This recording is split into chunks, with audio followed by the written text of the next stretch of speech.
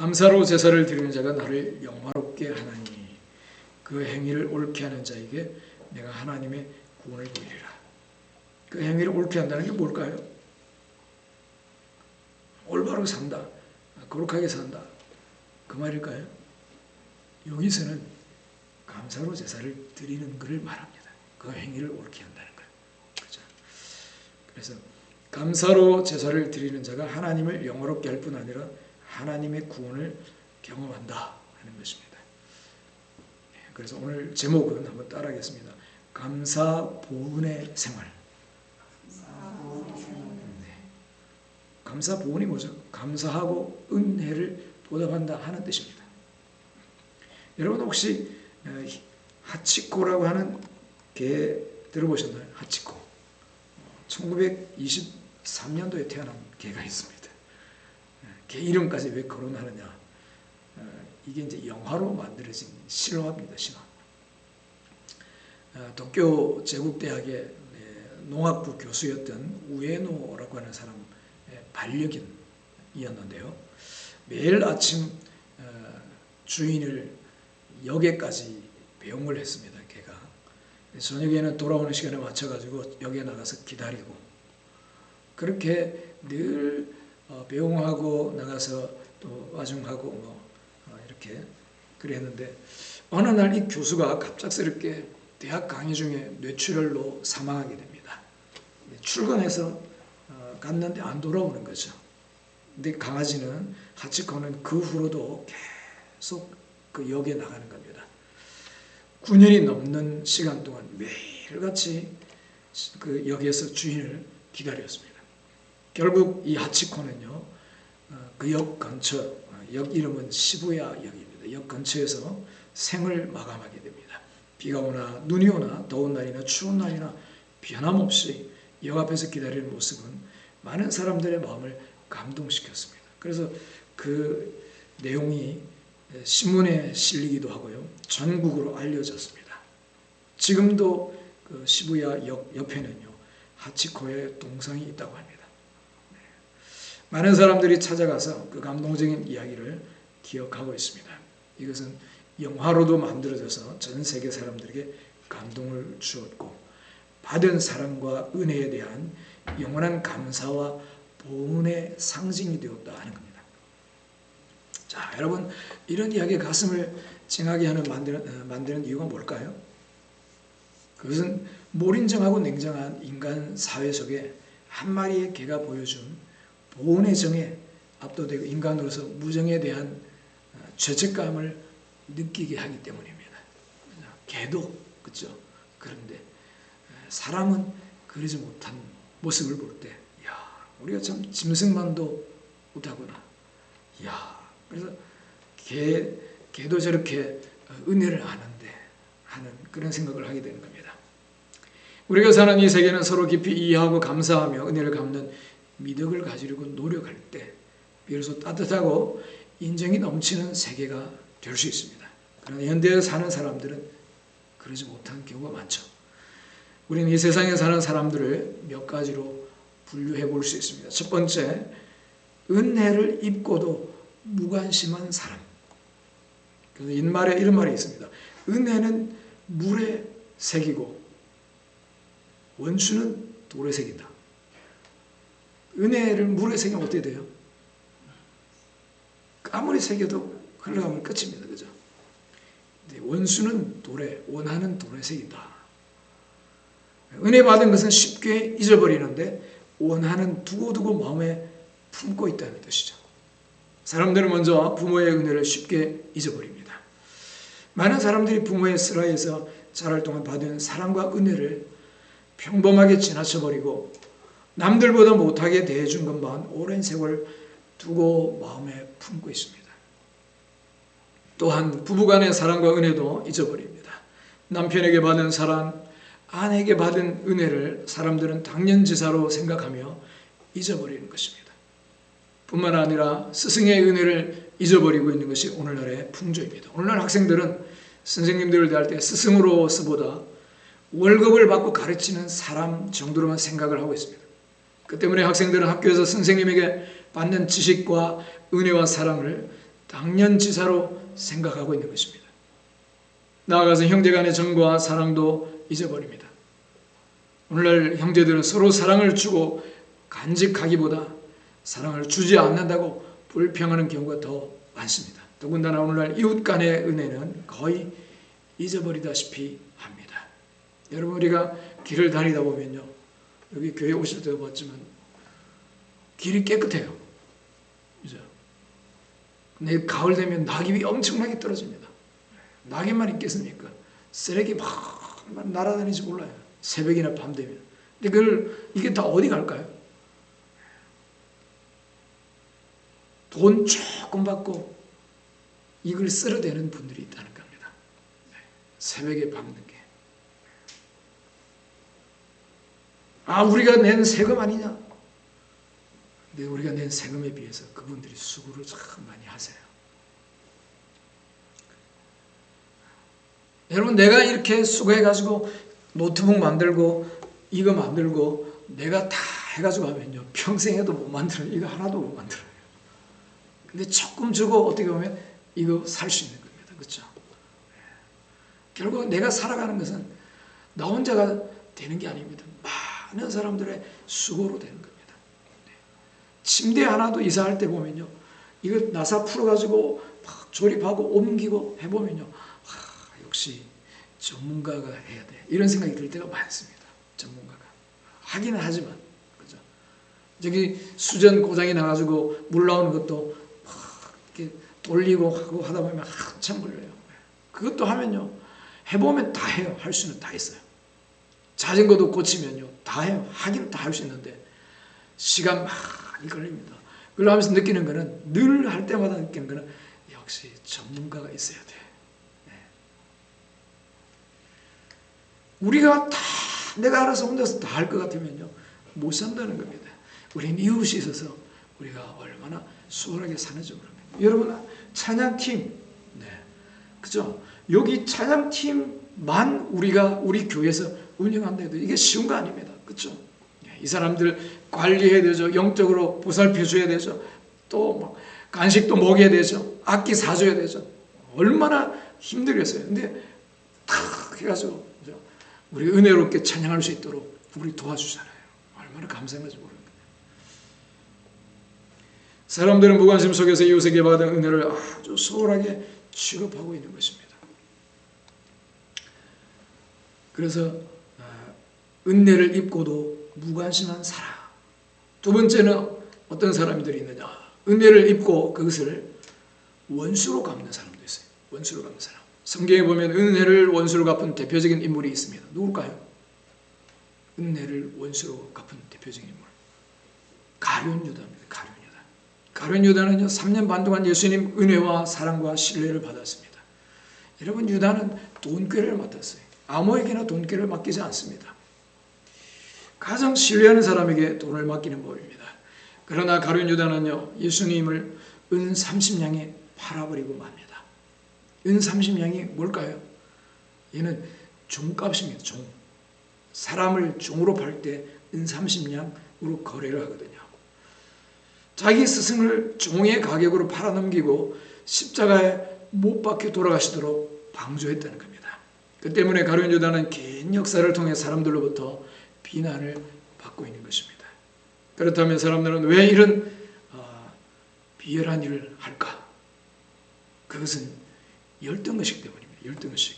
내가 도움을 받았는데도 오히려 은혜를 원수로 갚는 것은 도움을 받았다는 열등의식에서 연유한 콤플렉스 때문에 그렇다는 겁니다. 그래서 오히려 도움을 준 사람을 미워하게 되고 급기야는 원한을 품게 되어 도움을 준 사람을 파멸하기 위해 온갖 수단과 방법을 다 동원하게 되는 것입니다. 참 희한하죠. 이것이 바로 우리 조상 아담이 범죄한 이후로 비뚤어진 인간의 마음이라는 것입니다. 어느 목사님이 덴마크에 선교여행차 갔는데요. 호텔을 들어갔는데 미국 목사님하고 같이 들어갔는데 호텔의 로비에서 직원이 한국 목사님은 굉장히 환영을 하는데 미국 목사님 아주 불친절하게 대하더라는 것입니다. 여직원이. 그래서 나중에 대화할 시간이 있어서 물어보니까 그 여직원은 미국 사람은 우리 호텔에 안 들어와도 좋습니다. 우리는 동양 사람들을 더 환영합니다.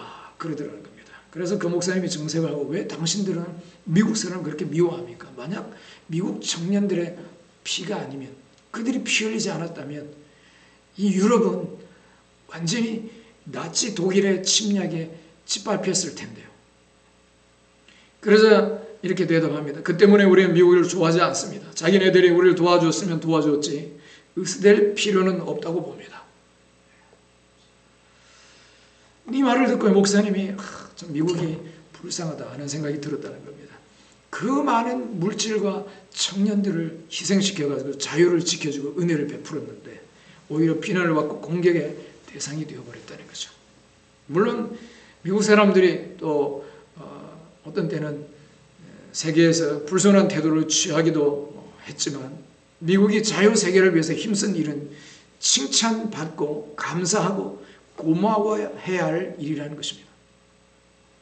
이처럼 도움을 받았다는 열등의식에서 연유한 열등감과 부담감을 없애기 위해서 오히려 비난하고 공격하는 사람이 있습니다. 이러한 사람 때문에 사회가 살기 어려워지고 우리 인생이 삭막해지는 것입니다. 은혜를 원수로 갚는 사람, 우린 그런 사람 되지 않기를 바랍니다. 왜 그렇다 그랬죠? 열등감 때문에. 열등감. 또 한 가지 이유는요, 감사하지 못하는 이유는 당연하다는 착각 때문입니다. 당연하다. 하나님이니까 그렇게 해야지. 그죠? 부모님이니까 그렇게 해야지. 당연하다는 겁니다. 가장이니까 그렇게 해야지. 우리는요, 착각을 합니다. 당연하다 생각을 합니다. 그러니까 감사가 나오지 않는 겁니다. 여러분, 이게 다 교만입니다. 교만. 그래서 진짜 감사할 수 있는 사람은요, 겸손한 사람이 할 수 있는 겁니다. 진짜로 자신을 아는 사람이. 세 번째로 감사 보은의 사람이 있습니다. 은혜 받은 것을 항상 기억하고 그 은혜에 보답하는 사람은 학식이 있든 없든 위대하고 고상한 사람입니다. 그런 여인의 이야기가 있습니다. 어떤 사람에게 어렸을 때 아주 좋은 깊은 인상을 심어준 한 여인이 있었습니다. 그분은 시골에서 소출하는 농작물들, 귀한 것들을 가지고 시시때때로 집에 찾아오곤 했습니다. 비가 와서 마당이 미끄럽던 어느 날 머리에 홍씨를 한가득 이고 마당에 들어왔는데 미끄러져서 넘어져서 몸이 흙투성이가 되어버렸습니다. 그냥 홍씨는 나뒹굴고. 그런데도 불구하고요, 변함없이 그 이후에도 찾아왔다는 겁니다.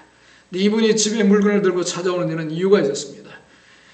이분의 가정의 빚 때문에 집도 또 재산도 농토도 다 잃어버리고 거지 신세가 됐는데 그 할아버지가 그거를 다 대신 빚을 다 갚아주고 농사까지 짓게 해주고 집도 살 수 없는 상황이었는데 그 집에서 살도록 배려해 주었다는 것입니다. 그렇기 때문에 이분은 할아버지의 은혜가 늘 고마워가지고 논이나 밭에서 좋은 것이 나면 꼭 들고 와서 할아버지께 드리곤 했다는 것입니다. 근데 그분은요, 공부도 많이 못한 분이었지만 그분의 은혜를 보답하는 삶의 태도는 지금도 그 어린 아이의 마음에 남아 있다는 것입니다. 은혜를 보답하려는 성품은요, 정말 고상한 성품입니다. 그러므로 우리가 은혜 받은 일이 있으면 최선을 다해 그 은혜에 보답하려고 하는 삶의 자세를 지녀야 하는 것입니다. 우리는 먼저 부모님의 은혜에 보답하는 사람이 되어야 합니다. 우리는 부모님에게 많은 은혜와 사랑을 받았습니다. 물론 자녀의 소원대로 다 해주는 부모는 이 세상에 없습니다. 부모가 자녀들에게 완전히 만족할 만큼 대해줄 수는 없다는 것이죠. 그러므로 우리는 부모님들이 섭섭하게 해주었던 일은 금방 잊어버리고 잘해주신 것을 감사하게 생각하며 그 은혜에 늘 보답해야 하겠습니다. 네. 여러분, 가시고 나면요, 못한 것만 생각나요. 그래서 살아계실 때 잘해준 것 감사 표현을 하세요. 감사 표현. 살아계실 때 작은 거라도 그게 여러분들에게 좋습니다. 우리 자신에게 좋은 겁니다. 또한 부부간에 서로의 은혜에 감사하며 보답해야 합니다. 부부는 한 지붕 밑에서 한솥밥을 먹고 운명 공동체로 함께 울고 웃으며 살지만 그러나 남남끼리 모여 살아가는 것이 부부입니다. 그러면 남편은 아내에게, 아내는 남편에게 서로 고마워하며 그 은혜에 보답해야 합니다. 남편이야 당연히 처자를 먹여 살릴 의무가 있지 않는가? 이거 정말 잘못된 생각입니다. 그렇죠? 가장이기 때문에 당연한 거 아닌가? 아내야 당연히 가사와 자녀들을 돌볼 의무가 있지 않은가? 이것도 잘못된 생각입니다. 그러면서 서로의 희생에 대해 무관심하면 안 됩니다. 남편이 밖에 나가 일하고 돌아오면 아내는 여보 수고했어요. 우리 가정을 위해 일하니 정말 감사해요. 라고 말함으로 감사의 표시를 해보십시오. 남편도 집에 들어올 때 과일이라고 몇 개 사서 아내에게 주며 여보 집안일을 돌보느라 수고했어요. 정말 고마워요. 이 과일 먹고 힘내요. 라고 말해보세요. 비록 값싼 것이라도 그 배후에 있는 정성과 감사의 보답이 생활을 윤택하게 한다는 것입니다. 자기를 알아주고 서로의 은혜에 감사하게 생각하며 보답하려는 생활을 할 때 어떤 어려움이 다가올지라도 그 어려움을 극복하며 살아가는 행복한 가정을 만들 수 있는 것입니다. 여러분 이런 은혜가 있기를 주 이름으로 축원합니다. 우리는 또 스승의 은덕을 쉽게 잊어버려서는 안 됩니다. 스승은 열심히 연구해서 축적한 지식을 제자들에게 가르쳐 줍니다. 이것이 얼마나 고맙고 감사한 일입니까? 그러므로 배움을 받고 있을 때는 물론이고 졸업 후에도 틈틈이 찾아가 감사의 보답을 할 수 있기 바랍니다. 수업료를 냈으니 응당 가르쳐 주는 것이라고 생각해서는 안 된다는 것입니다. 우리가 스승에게 감사의 보답을 할 때 선생님들은 직업적인 의식을 버리고 제자 양성에 대한 용기와 사명감을 갖게 될 것입니다. 그리고 좋은 스승이 많아질 때 사회는 점점 밝아지게 될 것입니다. 형제간의 정도 우리는 늘 잊지 않고 감사해야 합니다. 형제간의 정을 당연하게 생각해서는 안 됩니다. 한 피를 나눈 형제일지라도 형은 형대로 아우는 아우대로 서로의 정에 진실로 고맙게 생각하면서 보은의 정을 나누어야 합니다. 나아가서 오늘날 우리는 사회 속에서 얼마나 많은 이웃의 도움을 받고 있습니까? 이웃에게 사랑받고 도움을 받았으면서도 받지 않은 척하거나 당연히 여기며 그냥 지나쳐서는 안 됩니다. 우리는 이웃으로부터 받은 정성과 사랑을 잊지 않고 꼭 기억하였다가 명절이나 기념될 만한 날에는 도와주신 은혜에 감사합니다. 사랑 베풀어 주셔서 고맙습니다. 우리 가족 늘 기억하면서 감사 기도를 드리고 있습니다. 라고 말할 줄 알아야 합니다. 여러분 꼭 물질 아니라도요. 감사 표현을 자꾸 말로라도 하세요. 말로. 이러한 일들이 얼마나 우리의 마음을 흐뭇하게 하고 은혜롭게 하며 따뜻하게 하는 줄 아십니까? 오늘날 우리 사회와 전 세계에서 필요한 것이 바로 이러한 감사 보은 태도입니다. 받지 못해서 받은 것은 기억하지 않고 주지 않는다고 결국 그게 전쟁이 되는 겁니다. 전쟁. 어떻게 하면 더 뺏을까? 여러분 뺏어도요. 가져가요. 결국 다 놓고 가야 됩니다. 어떤 때는 돈이 그냥 빼앗기는 것 같고 돈을 잃어버린 것 같은데요. 필요하니까 하나님 또 그렇게 가게 하시는구나. 또 필요하면 하나님 또 주시겠지.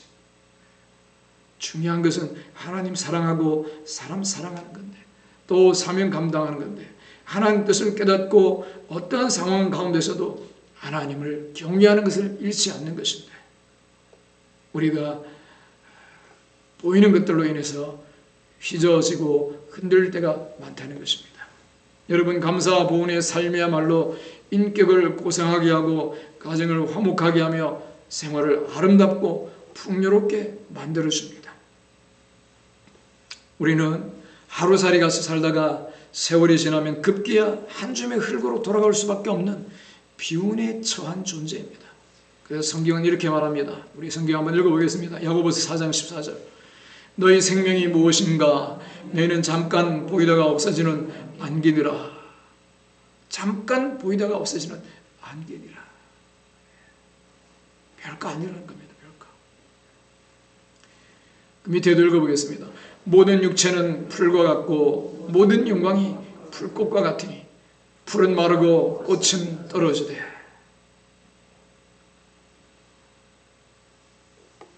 솔로몬의 영광도요 들어있는 고단송이보다 못하다 그랬어요.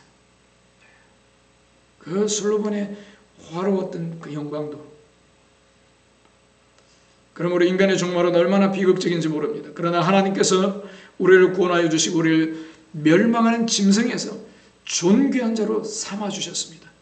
하나님께서는 비운에 처한 인생들을 위하여 그의 아들 예수 그리스도를 보내주셨습니다. 하나님의 세상을 이처럼 사랑하사 독생자를 주셨으니 이는 저를 믿는 자마다 멸망치 않고 영생을 얻도록 하려 하심이라. 이 땅에 오신 예수님께서는 우리를 위해 십자가에 매달리셔서 양손과 양발에 대못으로 박히셨고 옆구리에 창으로 찔리심으로 물과 피를 다 쏟으시는 고통을 당하셨습니다. 그 끝없는 사랑과 은혜로 우리는 거듭나는 은총과 성령의 충만함, 병고침을 주시고 저주에서 해방되었습니다. 그뿐입니까? 예수님께서 다시 오실 때 살아있는 사람들은 물론 죽은 자들도 부활하여 눈물과 근심과 탄식과 죽음과 이별이 없는 영원한 천국에서 살 수 있는 위대한 은총까지 받게 되었습니다. 하나님께서 베푸신 이러한 은총들 가운데 여러분 얼마나 마음속 깊이 감사하며 살고 있습니까? 혹시 여러분 가운데 하나님의 은혜를 그냥 당연히 여기거나 교회 출석하는 것만으로도 다행이지라고 생각하는 사람들은 없습니까? 우리는 살아갈수록 하나님께서 우리에게 베풀어 주신 큰 은총들을 발견하게 됩니다.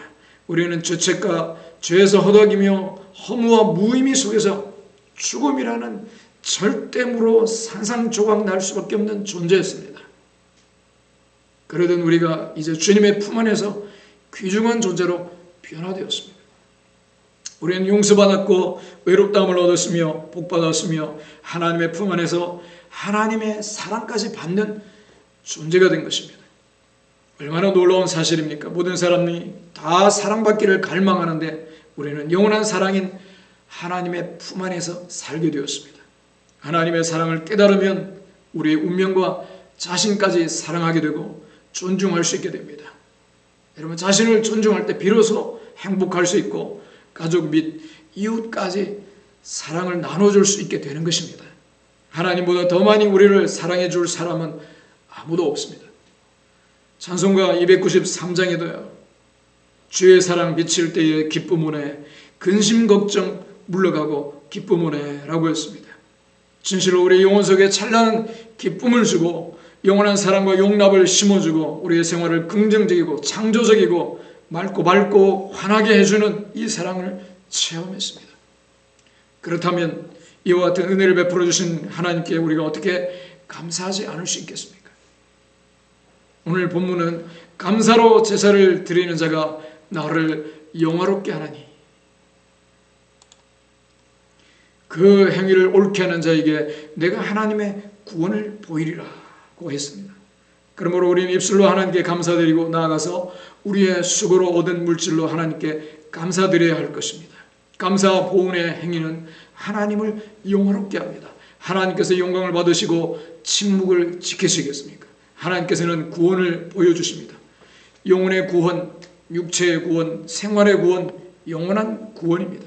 인간의 삶을 고귀하게 하고 아름답게 하는 위대한 삶이 바로 감사 보응의 삶입니다. 그러므로 여러분은 받은 은혜에 대해 무관심하거나 은혜를 원수로 갚는 배은망덕한 사람이 되지 말고 하나님께 이웃에게 받은 은혜를 늘 감사 보응함으로 젖과 꿀이 흐르는 삶을 살게 되시기를 예수님의 이름으로 축원합니다.